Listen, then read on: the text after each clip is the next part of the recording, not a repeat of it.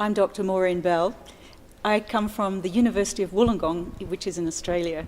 So at this conference, I'm presenting a workshop tomorrow, I think, on peer observation of teaching. My name is Dr. Gesiko von Lübke. I'm coming from Germany, and my subject here on the conference is to present the wisdom and the knowledge of global civil society projects as, I would say, islands of the future. My name is Yumi Kimura. I'm from Japan, Kyoto University. My major is nutrition, and I'm gonna talk about the evaluation of food diversity in the elderly people in the community. I am K.C. Jose. I am from Kerala, South India. The creative university concept is quite appealing to me because I thought creativity and innovation is going to be the buzzword of the 21st century.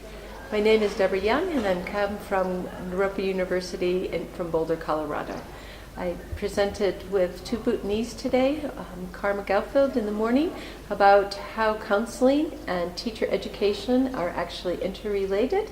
Hello, my name is Dr. Tinle, and I am the Director of Research and External Relations in the Royal University of Bhutan. And I feel very privileged to be organizing the third International Creative University Network Conference here in the Royal University of Bhutan. There are over 100 participants in this conference, including about 57 from different universities from around the world, and about 30-40 from colleges and institutions within Bhutan.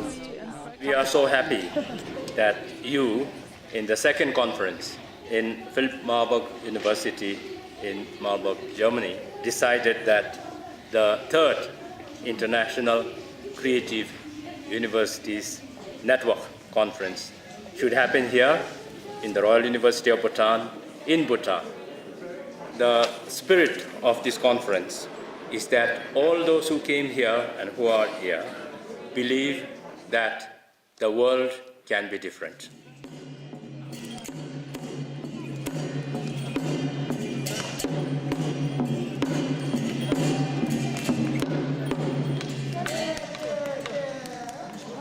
I am truly humbled in the presence of such a distinguished gathering, a gathering consisting of highly eminent educationists from Bhutan and other countries that have already made admirable contributions to education and universities.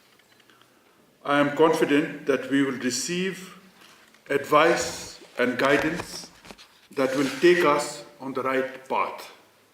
Bhutan has a forward-looking development paradigm that is gross national happiness, or GNH.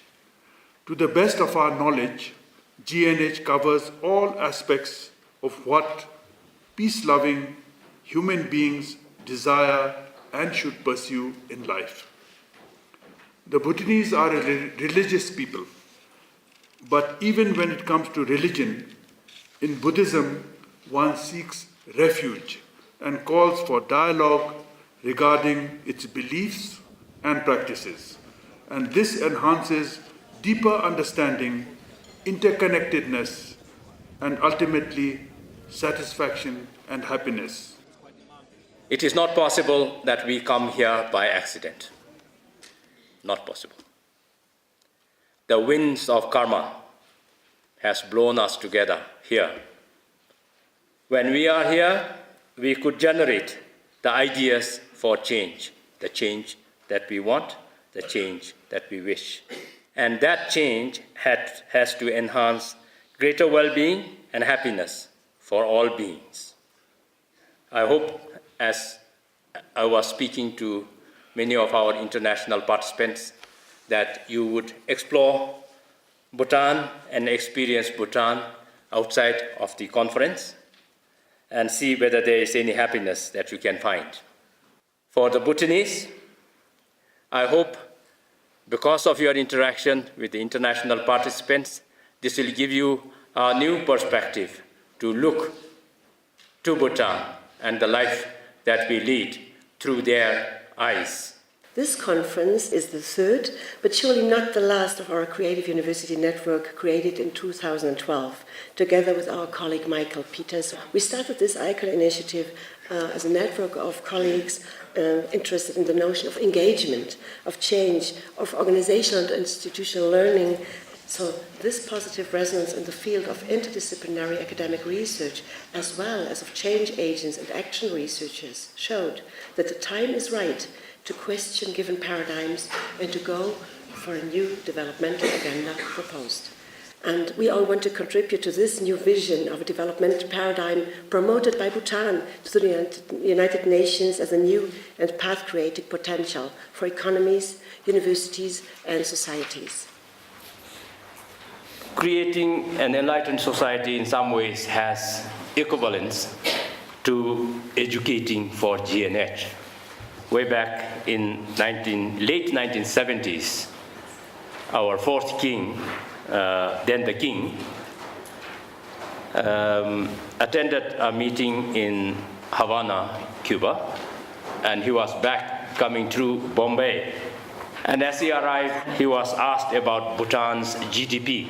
So it is then that he said, in Bhutan, we consider gross national happiness to be more important than GDP.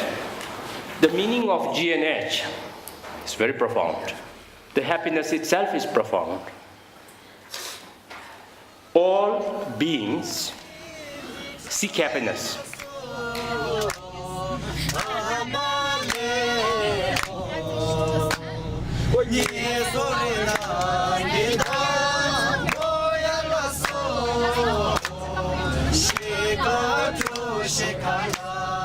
GNH, I think, in Bhutan is very much lived, and there's a very kind of intimate understanding of it in people.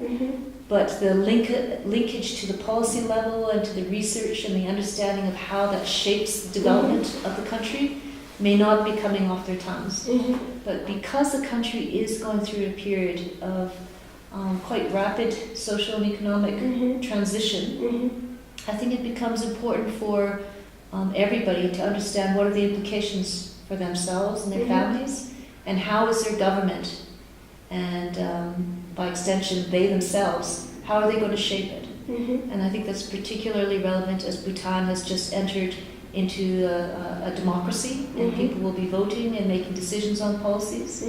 So I think for common people to understand what is GNH for them, how does a policy decision about transportation or cars, the import of cars, or a policy about whether people should be walking more rather than driving, how do those affect their lives?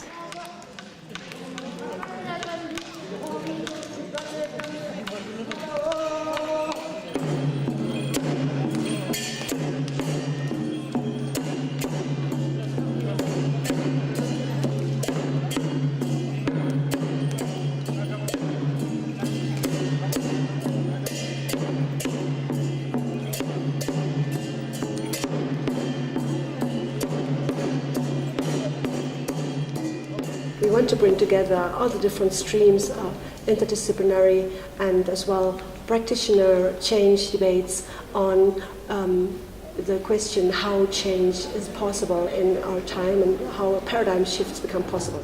We have seen structural reforms, as we all know, but what we probably have not seen enough of is a reinvention, really, or a reshaping or regeneration of the essence and of the idea of the university. So it's not only kind of serving the needs of largely dysfunctional institutions in society, but really putting the students, the learners, into the driver's seat of renewing societal institutions from the ground.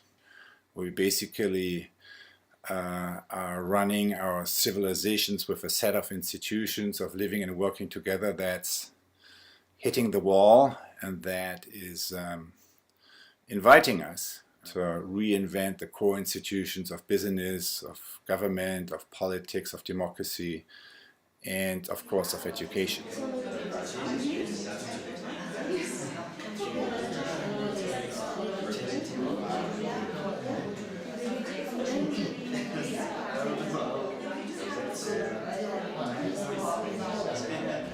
creativity requires us to go beyond the limits of what we already know so that we can connect with each other and the planet in ways that are not already evident how to do that. And what I want to do with this workshop is to overcome fragmentation in teaching. That means we try to explore and co-create a holistic teaching approach, which includes nature, going out to nature and learning, giving some little impulses. Teachers' gender has never been talked about, at least in Bhutan.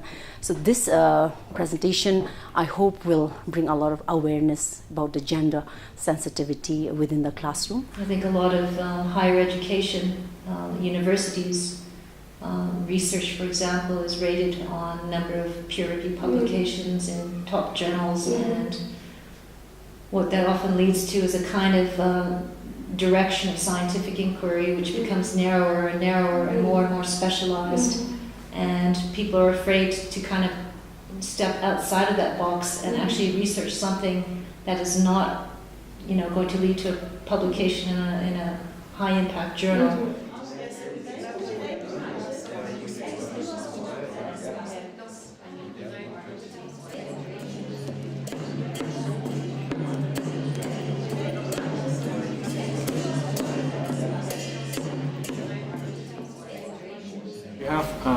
Presented about the civil society academic platform for well-being sustainability between NGO and Chulalongkorn University in Thailand, which is to facilitate dialogues and also facilitate different networks.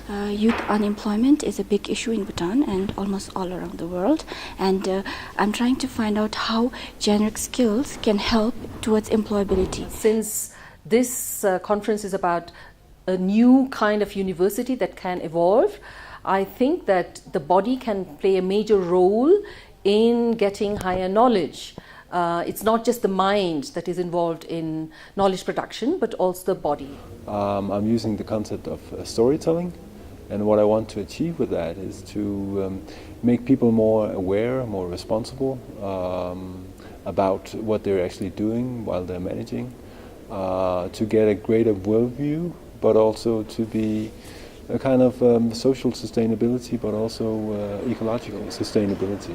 Even at UN level, there's notions and comments of Ban Ki-moon said that this old model is broken and we really need to reflect on global challenges. We have to reflect on crisis, and business as usual is not what works out anymore, and we really have to go for developmental strategies, for a healthy planet, and for new ways of creating the future. And we'll find as well already examples where prototypes are created to go beyond GDP, to go beyond just wealth creation, and reflect on institutional learning in cross-sector innovation to really raise new economic models, new organizational structures, or as well new economic indicators, thinking about the transformation of the self and to question their own values, because only this will open up for change. Learning from the future as it emerges.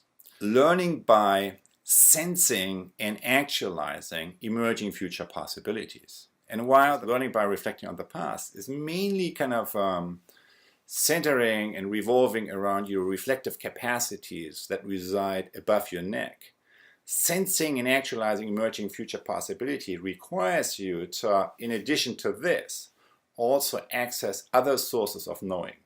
The knowing of the heart, and the knowing kind of something that I call kind of the open heart, and the knowing of our deeper sense of who we really are.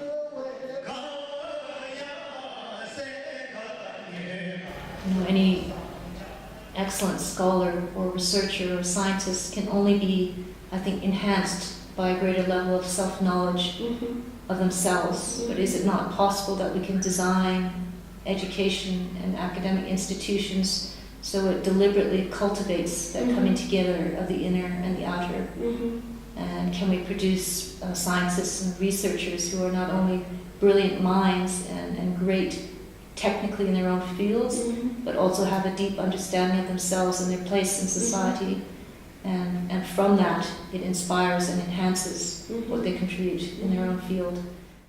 Every seed that is planted will grow when the conditions are right. The ideas that we share to building a better world will eventually work. So we do hope that our connectedness has been growing, and I'm very sure that has been growing over here, that we have been able to bridge our disciplinary academic fields of study and research, and with this to co-create a bridge from academia into economy and society for the common good, for boundary work and co-creation. I hope our conversation will continue. I hope our dialogue will stay alive. I hope we will be able to keep the energy building around the concept of creative university. This afternoon, during lunch, I really wished there was some technology that could actually capture all the beautiful things going on in all of the 7 rooms actually, and then show it as one piece on a screen so that we can see a creative university in operation. I hope if we keep the energy level high and continue the discourse, over time we will be able to present to the global university community an alternative method, an alternative approach to university education.